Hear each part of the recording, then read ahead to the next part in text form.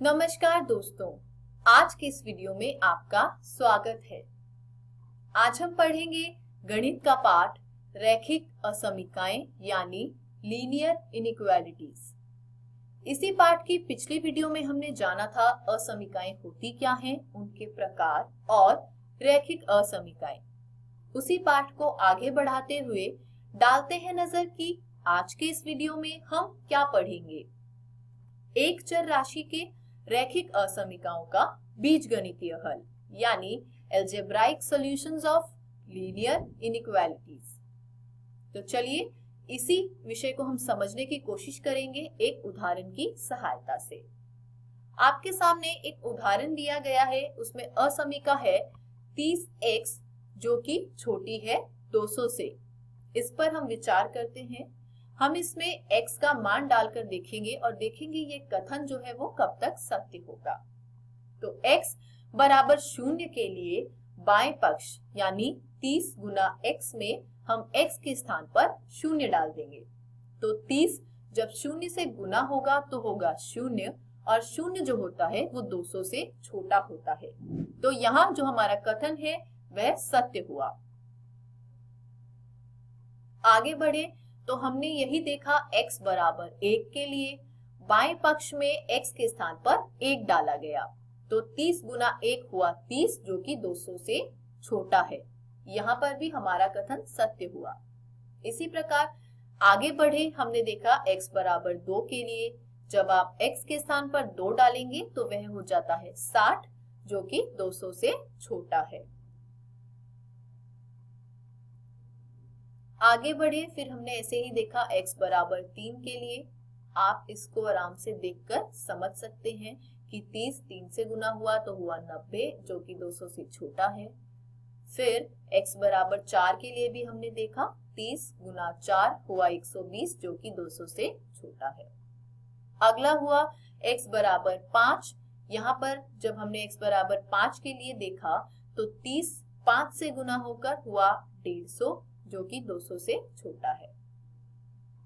आगे बढ़े, यही मान हमने x बराबर 6 के लिए देखा 180 आया उसको गुना करने पर जो कि 200 से छोटा है। और ठीक उसी प्रकार x बराबर 7 के लिए बाएं पक्ष में आप देखिए जब 30 7 से गुना होता है तो वो होता है 210 जो कि 200 से छोटा नहीं है, यानी यह कथन जो है वह सत्य नहीं है। तो इसी से हमको हमारी असमीका का हल प्राप्त होता है। उपर्युक्त असमीका को सत्य कथन करने वाले x के मान केवल 0, 1, 2, 3, 4, 5 और 6 हैं। क्यों? क्योंकि 60 डाला तो 210 आ गया और वो 200 से छोटा नहीं है। तो x के उन मानों को जो दिए हुए असमीका को एक सत्य कथन बताते हैं उन्हें हम असमीका का हल कहते हैं। और वह जो समुच्चय होता है उन सभी संख्याओं का, उनको हम हल समुच्चय कहते हैं। आइए देखते हैं पहला नियम। कहा गया है कि एक समीकरण के दोनों पक्षों में समान संख्याएं जोड़ी अथवा घटाई जा सकती है। तो उदाहरण के लिए देखिए, सबसे पहले आपके सामने एक समीकरण दे रखा है x + y बराबर 5। अब इस समीकरण के दोनों पक्षों में यदि 2 जोड़ा जाए तो उत्तर में आपको प्राप्त होगा x + y + 2 बराबर 5 + 2। और इसको जब हम आगे हल करेंगे तो हमें दिखेगा x + y + 2 बराबर 7। यानी आप समीकरण के दोनों पक्षों में समान संख्याएं जोड़ सकते हैं। अब देखते हैं घटाने की विधि को। इसी समीकरण के दोनों पक्षों से यदि 2 घटा दिया जाए तो समीकरण किस रूप में परिवर्तित होगा? इस प्रकार से x + y - 2 बराबर होता है 5 - 2 के, और इसका उत्तर हमें प्राप्त होता है x + y - 2 बराबर 3। आगे बढ़ते हैं, देखते हैं अगला नियम, नियम 2। एक समीकरण के दोनों पक्षों में समान शून्येतर संख्याओं से गुना अथवा भाग किया जा सकता है। जैसे कि हमने एक समीकरण लिया x बराबर 2। अब इस समीकरण के दोनों पक्षों को 2 से गुना करने पर हमें प्राप्त हुआ 2x बटा 4। आगे बढ़े तो हमने देखा कि भाग करने पर क्या स्थिति आएगी। अब आपके सामने एक समीकरण दिया था 2x बराबर 4। इस समीकरण को जो दोनों पक्ष हैं उनको यदि 2 से भाग दिया जाए तो हमें प्राप्त हो जाता है x बराबर 2। तो इससे हमें ये सीखने को मिलता है कि एक समीकरण के दोनों पक्षों में समान शून्येतर संख्याओं से गुना अथवा भाग किया जा सकता है। आगे बढ़ते हैं। अब देखते हैं असमीका पे बने नियम। समीकरण के बारे में तो हम जान चुके हैं। असमीका का पहला नियम कहता है कि एक असमीका के दोनों पक्षों में असमीका के चिन्हों को प्रभावित किए बिना समान संख्याएं जोड़ी अथवा घटाई जा सकती है। उदाहरण के लिए एक असमीका ली कि 3 बड़ा है 2 से। अब इस असमीका के दोनों पक्षों में यदि 2 जोड़ा जाए तो 3 जमा 2 बड़ा है 2 जमा 2 से। तो इससे हमें परिणाम में प्राप्त हुआ 5 बड़ा है 4 से, जो कि सत्य है। अब यदि मैं घटाने की स्थिति देखूं तो कहा गया कि इसी असमीका के दोनों पक्षों से यदि 2 घटाया जाए, यानी आप 3 में से 2 घटाएं और 2 में से भी 2 घटाएं, तो आपको प्राप्त होगा कि 1 बड़ा है 0 से। और यह कथन भी सत्य है। जो नियम 2 में बताया गया है उसमें कहा है किसी असमीका के दोनों पक्षों को समान धनात्मक संख्याओं से गुना या भाग किया जा सकता है। यानी अगर संख्याएं धनात्मक है तब तो आप गुना और भाग दे सकते हैं, परंतु दोनों पक्षों को समान ऋणात्मक संख्याओं से गुना या भाग करते समय असमीका के चिन्ह जो है वो तदनुसार परिवर्तित कर दिए जाते हैं। और ऐसा कैसे होता है वो मैं आपको समझाऊंगी एक उदाहरण की सहायता से। आपके सामने एक असमीका दी गई है 3, जो कि बड़ा है 2 से। अब इस असमीका को धनात्मक 2 से गुना करने पर क्या होगा? 2 से गुना कीजिए बाएं पक्ष में, 2 गुना 3 6, और दाएं पक्ष में करने पे आएगा 2 गुना 2 4। तो 6 जो है वो 4 से बड़ा है। आप फिर से इसी असमीका को लीजिए और अब की बार इस असमीका को ऋणात्मक 2 से गुना करिए। तब ऋणात्मक 2 से करने पर -2 3 से गुना होके क्या होता है? -6, और ये जो 2 है वो जब गुना हो जाएगा -2 से तो हो जाएगा -4। यहाँ पर देखिए ये जो -6 है, -6 जो संख्या रेखा आपकी होती है उस पे आप जैसे जैसे बाईं ओर बढ़ते जाएंगे, जैसे -1 -2 -3, वह अंक वैसे वैसे छोटा होता जाता है। तो -6 जो है वो -4 से छोटा होता है। तो यहाँ पर चिन्ह देखिए असमीका का परिवर्तित हो गया। आगे बढ़ते हैं और देखते हैं एक उदाहरण।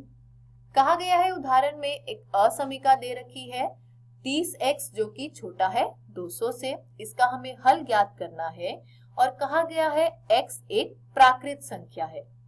अब यहाँ पर आप x बराबर 0 1 2 ऐसे डालकर नहीं देखेंगे, वो आपको केवल हल समुच्चय और असमीका का हल समझाने के लिए था। इसके लिए हमारा एक अन्य तरीका है। सबसे पहले असमीका को लिख लीजिए 30x जो कि छोटा है 200 से। नियम 2 कहता है कि असमीका में आप दोनों ओर धनात्मक संख्याओं से गुना कर सकते हैं और भाग दे सकते हैं, किसी प्रकार का परिवर्तन चिन्ह में नहीं आएगा। तो 30x और 200 दोनों को ही हमने भाग दे दिया 30 से। इससे क्या हुआ? बाईं ओर केवल एक चर x रह गया और दाईं ओर हमें मिल गया 20/3, जो कि मान होता है 6.67 यानी 6.67। यहाँ पर एक स्थिति दी गई थी कि x एक प्राकृत संख्या है। स्पष्टतः इस स्थिति में x के निम्नलिखित मान कथन को सत्य करते हैं। तो x बराबर 1 2 3 4 5 और 6।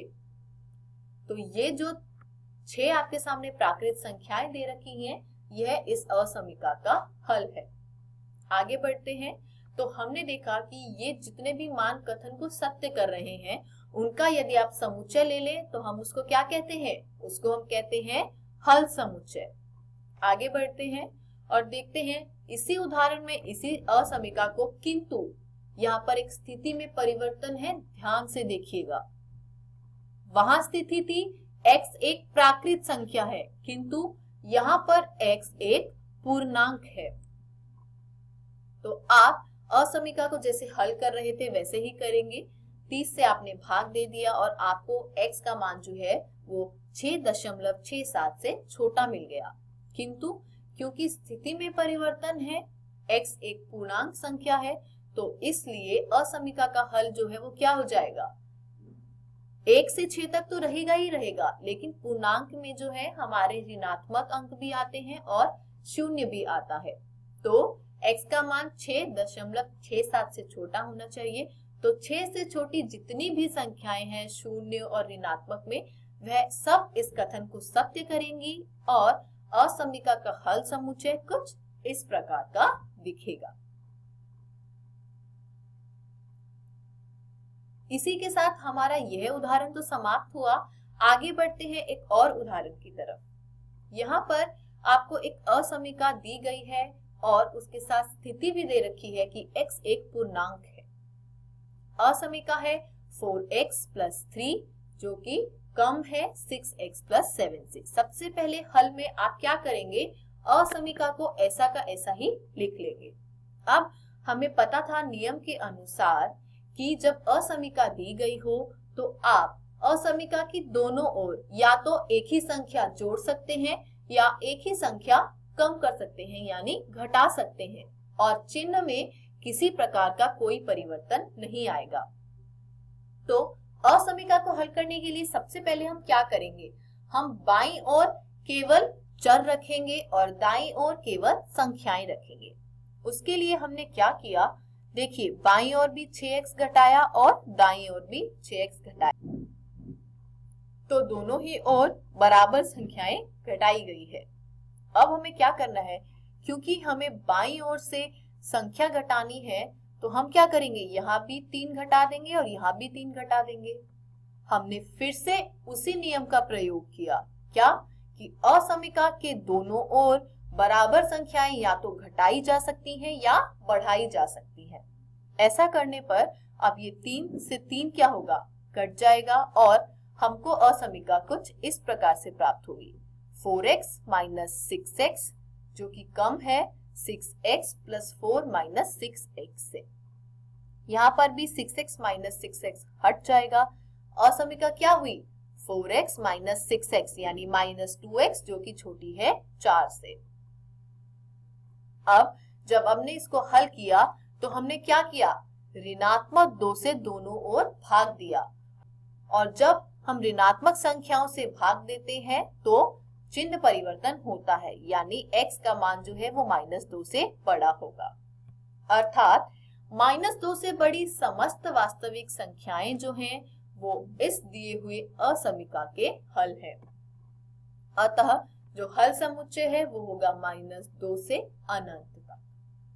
इसी के साथ हमारा यह अध्याय जो है वो समाप्त होता है। आज हमने पढ़ा एक चर राशि के रैखिक असमीकाओं का बीजगणितीय हल। घर जाइए, आपकी जो प्रश्नावली दी गई होगी 5.1 उसको हल कीजिएगा। प्रश्नों को हल करना बहुत ही सरल है इस पाठ में। इस पाठ को करके आप कम से कम 6 या 7 अंक हासिल कर सकते हैं।